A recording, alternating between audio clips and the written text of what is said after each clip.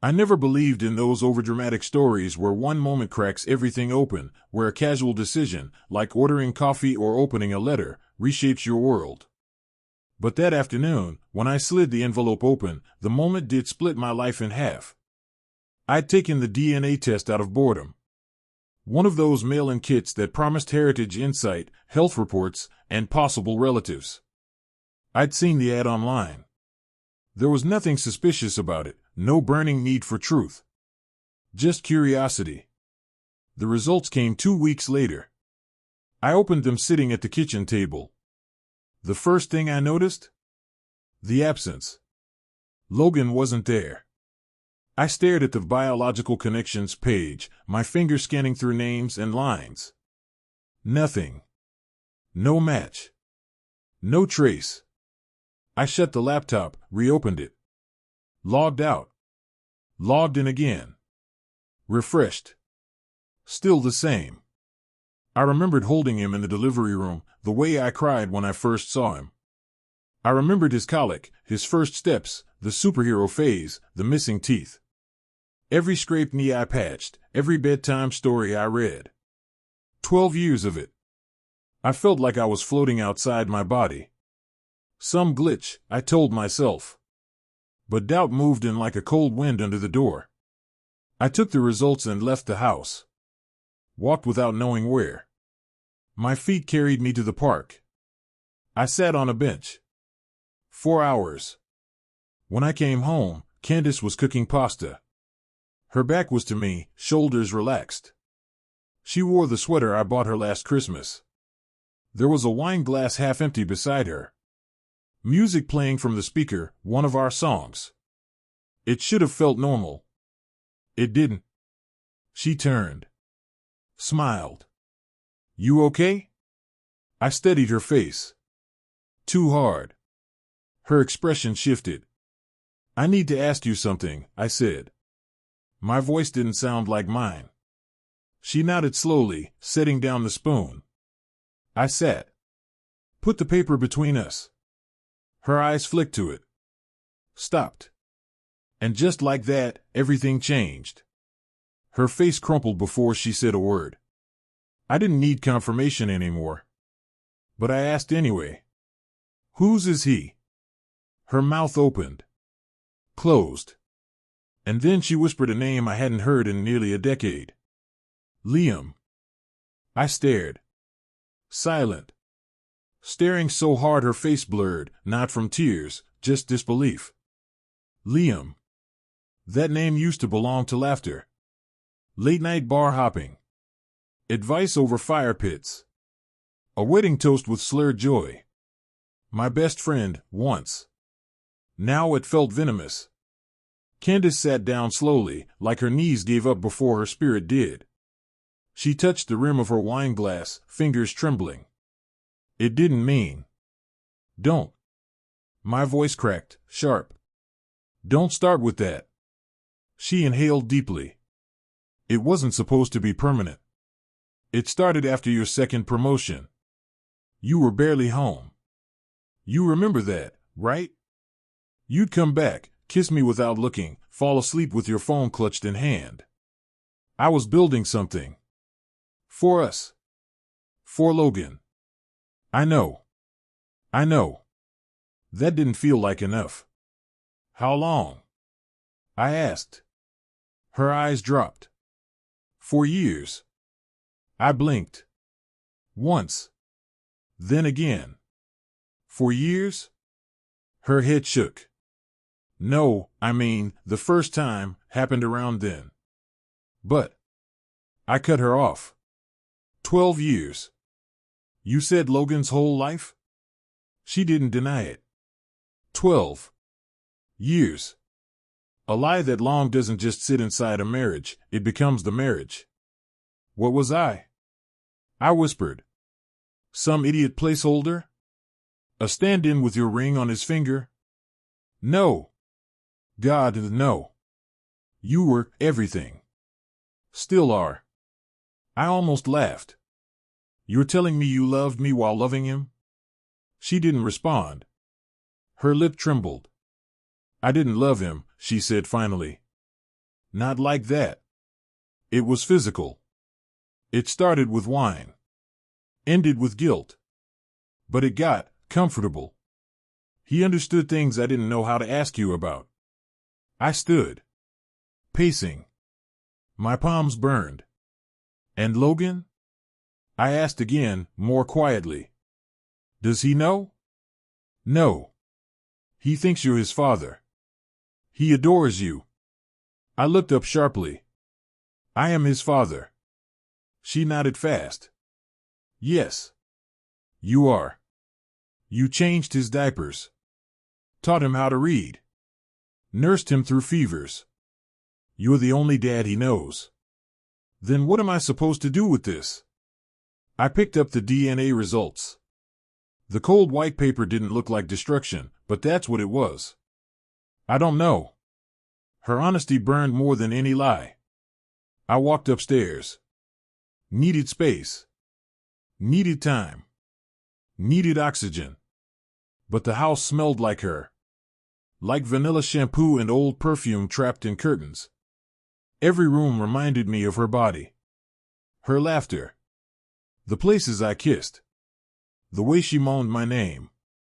Had she made those same sounds for Liam? I collapsed on the bed.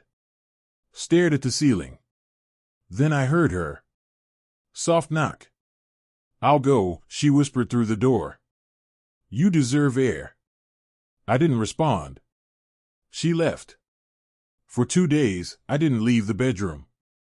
I drank straight from bottles. I skipped showers.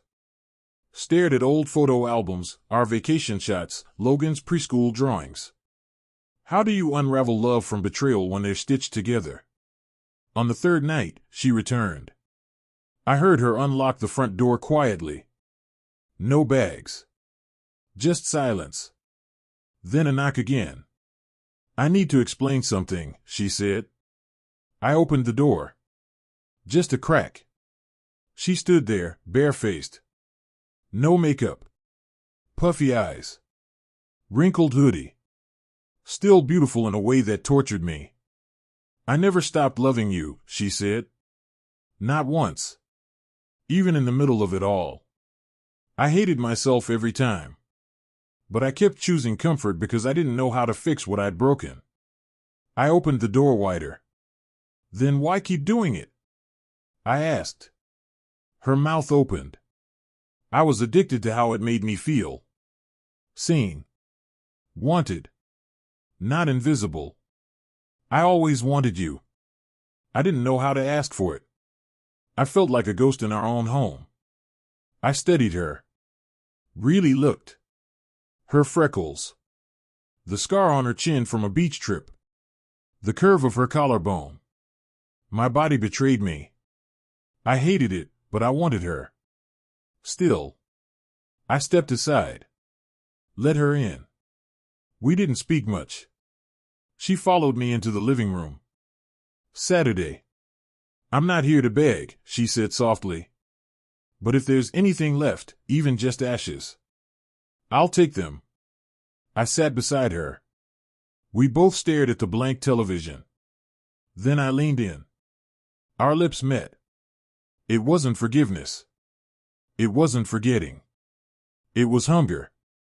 12 years of lies burned away in heat. We kissed like strangers. Like criminals. Like people on the edge of ruin. Her fingers slid beneath my shirt. I groaned into her mouth. She climbed onto my lap. I ripped her sweater over her head. Tossed it. She gasped as I kissed her neck. Her breath hitched as I moved lower. We didn't make love. We didn't even have sex. We devoured each other. Punishment and passion fused. Afterward, we lay on the carpet. Breathless. Shaking. She looked at me. I'm still in love with you. I stared at the ceiling again. I don't know if I am, I said. But I wanted you tonight. She nodded. That's something, she whispered. I got up. Dressed slowly. She didn't follow. I went to Logan's room. Sat on his bed. Picked up a baseball glove I bought for his 7th birthday. I didn't cry. Not until I heard her sobbing downstairs. Even then, I cried without sound. Like a man bleeding out through skin you can't see. Morning arrived stained by regret. Soft golden rays filtered through curtains, washing our home in deceptive warmth. I hadn't slept. Candace was still curled on the couch downstairs. I heard her breathing, slow, uncertain. Each exhale echoed louder than any scream. I walked toward the bathroom, catching myself in the mirror. Bloodshot eyes. Stubble creeping over hollow cheeks. Stranger. That's what I'd become. I splashed water on my face, let it drip into the sink, and watched the tiny ripples form, distort, vanish. Like truth. Like trust. Logan would be back from his sleepover soon. That reality hit like a punch. I had no idea what to say. No script existed for unraveling innocence. Downstairs, I found Candace awake, hunched beneath a blanket. Her gaze lifted slowly. "Coffee?" she asked. Her voice cracked around the word. I nodded, even though I didn't want it. She rose, shuffled toward the kitchen. Everything about her was different now. Yet also exactly the same. We sat together at the island, silence thick between us. Then she broke it. I told him. I flinched. "Liam?" She nodded. "I called last night. Told him never to contact me again." "What did he say?" "He cried. Said he wanted to know his son." My heart twisted. "He has no right." She agreed without argument. I said the same. We drank in silence after that. Moments passed. Birds chirped outside. And then Logan walked through the door. "Hey!" His voice broke the spell. His smile felt like sunlight on ice. "Miss me?" I forced a grin. "Of course, buddy." He ran over. Hugged me. My chest constricted. I hugged him back harder than ever before. I looked at Candace. Her eyes brimmed again. That's when I realized something chilling. We'd created a perfect lie. And now we had to keep it alive. Weeks slid by like shadows across walls. Life resumed, externally untouched. But beneath the surface, aftershocks. Candace tried. She cooked favorite meals. Left notes. Dressed up for no reason. I tried too. For Logan. For the illusion. But each night, I lay in bed staring at the ceiling, feeling her breath behind me. Some nights I couldn't resist her. Her fingers would trace my spine. Her lips would brush my shoulder. And we'd fall together. Again. And again. She cried after each time. And I hated that I didn't. Because my body remembered her. Craved her. But my soul didn't trust anymore. One evening, I came home early. Candace wasn't there. I walked through the house, her perfume lingering. Panic crept in. Old paranoia. New pain. I called her. She answered immediately. "Hey," she said softly. I ran to the store. Logan needed markers for that volcano project. I didn't respond right away. "You okay?" she asked. "No. I'll be right there." She hung up. I sat on the couch, heart pounding. 10 minutes later, she walked in with 2 bags, breathless. She dropped everything, ran to me. "You thought I was with him." I didn't answer. Tears spilled over. She knelt in front of me.